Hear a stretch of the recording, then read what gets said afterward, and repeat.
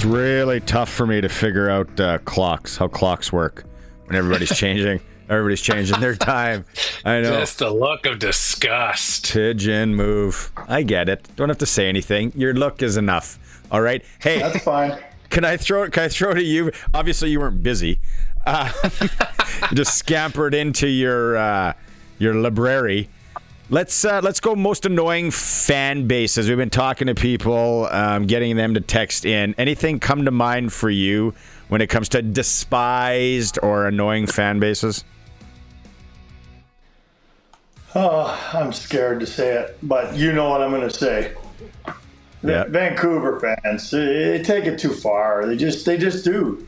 I've had one death threat in my life. It came from a Vancouver fan. It's had to get the RCMP involved. It was anyway. That's just not even a hot take around here. Like those.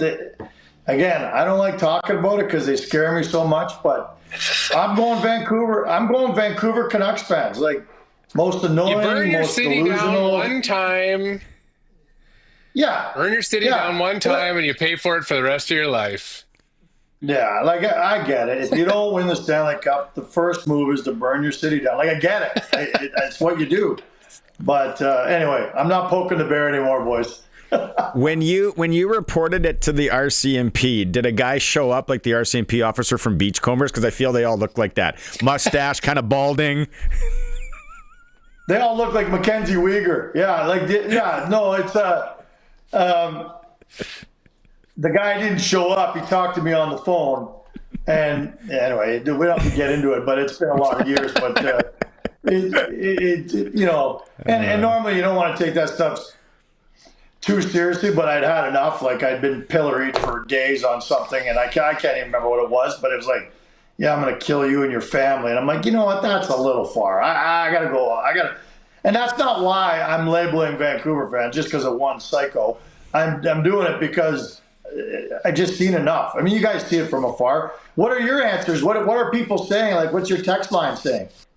Winnipeg Blue Bombers. Lots of people are saying Saskatchewan fans when it comes to the Riders. And then people are getting into the Moose Jaw, like WHL and all that. And then Montreal and Toronto. People are going back and forth on the Montreal and Toronto thing. Okay, let's keep it on. I'm just picturing you building an escape room or whatever that is in your house. Safe room. Panic Room. Remember when that movie came out? Oh, speaking of Blockbuster Video, that was classic. Okay, it's an important night for Kadri, though, in Calgary. Yeah, 1,000 games. You know, it doesn't happen very often. His father was the one who pointed out to me. So he's the 410th person who can play 1,000 games in the NHL. That's like 5%. I actually thought that number was high. Like 5% of all NHLers in history have played 1,000 games. That seems like a high number to me. But either way, it's a hell of an accomplishment. You talk to any guy who plays 1,000 games in the league, they'll tell you it's right there with a Stanley Cup. Like the two go hand in hand. And in some cases, guys will say it'd be even more important than a Stanley Cup because they made a ton of money if they made it that long. That's for sure. But I thought it was interesting. Kadri showed up today with Scotty Cameron putters for everybody on the team. Wow. Customize, right? I knew I'd get your attention with that one, Barney. And don't get any ideas. I'm not giving you anything. I might give you a 2-footer, maybe a 3-footer if there's no money on the line. But customize Scotty Cameron so every guy got there's so many different styles. They all got whatever style they kind of like with their name, their number, and an inscription on there for Nazem Kadri's 1,000th game. That's pretty good. And like Huberdeau was laughing, going like, it's kind of weird that you have to show up to your own 1,000th game with gifts for everybody else. Like, thought it was the other way around. They gave him a diamond encrusted necklace because Naz likes to wear a lot of jewelry, and it says 1,000 on it with diamonds everywhere, and a bracelet with all the teams he's played for. So cool. Christmas came early at the Saddle Dome today. It's not just about milestones, it's about gift giving. I thought that was interesting. He likes his drip. He loves his drip, man. He wears what is that? I don't even know. I'm not in touch. I always thought mostly women wore it with the little, it almost looks like a 4-leaf clover. Like it's Is it Van Cleef's? I don't even know. Guys, we're not talking jewelry here. But Not he's a chain been wearing guy. that. No, he's been wearing this chain all year long. And I remember one game a guy grabbed him and it broke. And I'm thinking, I wonder how much that cost. Or if you lost it, how much that would cost. Was it a brooch? A choker? Yeah, nice, boys. Okay, we won't talk jewelry on this segment. Harry, go ahead. So I don't have anything to back this up other than my belief and my perception that I've seen from my fantasy hockey teams. Is it my imagination, or does it seem like there is a lot of big name talent injured early on, 15 games in the NHL season this year? Does it seem like there's a rash of injuries? So Barney told me you were going to ask me that today. So I did a little looky into it, and the numbers are pretty similar to every other year. But what I think is, because everybody's in on fantasy hockey pools, guys you'd never normally care about in far off cities that you never read about the box scores or anything. It just seems like there's more injuries because we read about them more with the way the media is, social media. Your fantasy hockey teams. I feel the same way because when he told me you were going to ask that, I'm like, yeah, it seems like there are a lot more. The numbers are the same as the last couple of years at this time. It's just that you hear about them all, and even if it's just a 3 or 4 game thing, you see that he's out day to day. Like Chris Kreider was out for a week, day to day. Right. Well, normally no one would know and care because he's in Anaheim and no one cares. But because I have him in my pool and he's killing me, that's when everybody starts to notice these things. So it just really jumped out. I mean, but you look at some of the names like Nylander, Stone, Robert Thomas, Kane, Tucker, Dubois, Granlund, Miller, Gostisbehere, Duchesne, Hintz. Like there's a lot of top 6 forwards that are out. Yeah, and pretty much all of them were in my lineup for my fantasy pool team, so I'm well aware. Or at least it just feels that way. It just feels that way. But yeah, there's some big names for sure.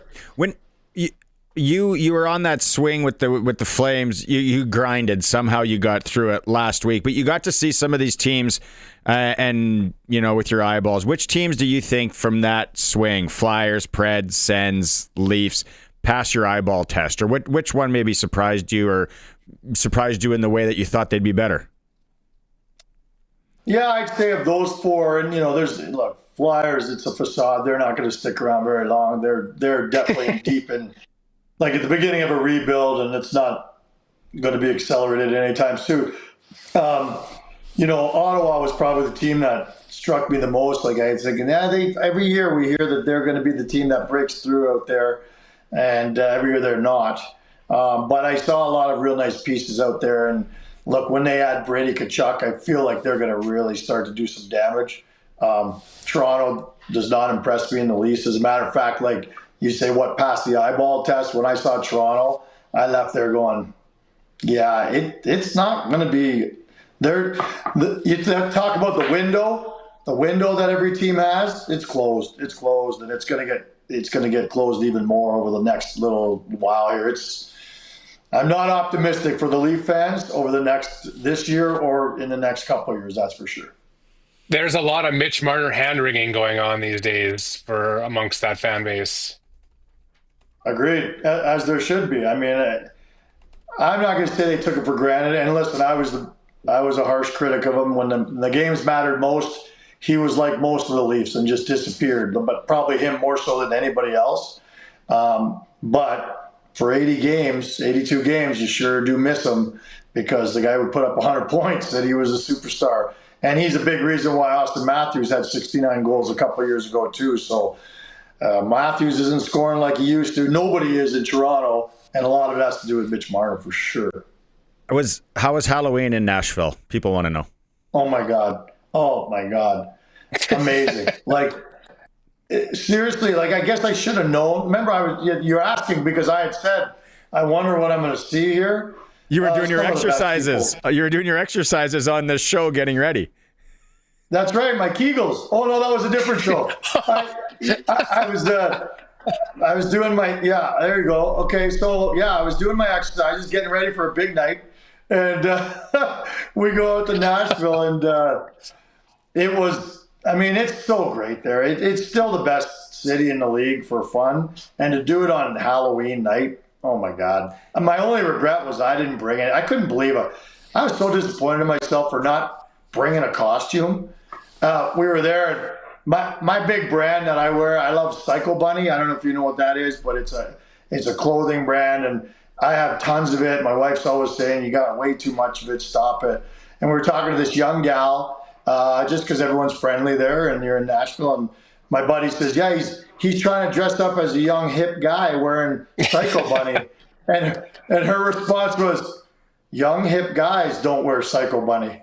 And that kind of hurt, but I probably needed to hear it.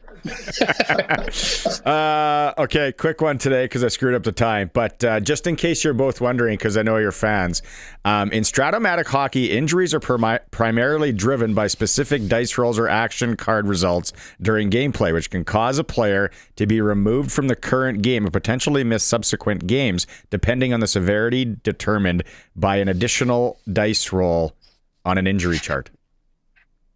You're making me so happy right now. I know. That is amazing. You both. Psycho Bunny. We got to get Psycho Bunny and play Strato. Hey, Stratomatic is for young hip people. That's for sure. Not really.